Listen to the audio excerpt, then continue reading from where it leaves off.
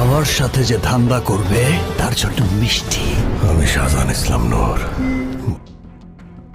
বরাবরের মতো আবারও কি বঞ্চনার শিকার হলেন মেগাস্টার শাকিব খান।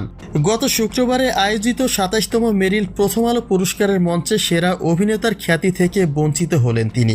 ২০২৫ বর্ষের সেরা অভিনেতার তকমাটি নিজের দখলে নিয়ে নিয়েছেন আফরান নিশো।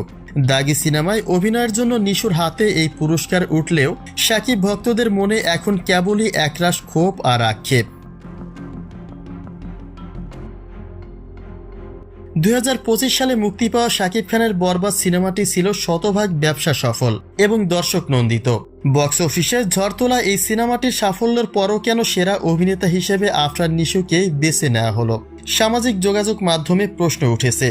পুরস্কারের এই মঞ্চে কি আবারও শাকিবের সঙ্গে কোনো বৈষম্য করা হয়েছে? বরবাদের মতো সুপারহিট সিনেমা উপহার দেওয়ার পরেও শাকিবের প্রাপ্য সম্মান কি অন্য কারো ঝুলিতে চলে গেল? অনেকে বলছেন এটি কোনো নতুন ঘটনা নয়, বরং অতীতের বৈষম্যেরই এক পুনরাবৃত্তি। ২০২৩ সালেও শাকিবের ক্যারিয়ারের সেরা সিনেমা প্রিয়তমা মুক্তি পেয়েছিল, কিন্তু সেবারও সেরা অভিনেতার পুরস্কারটি পেয়েছিলেন সুরঙ্গ খ্যাত আফরান নিশো।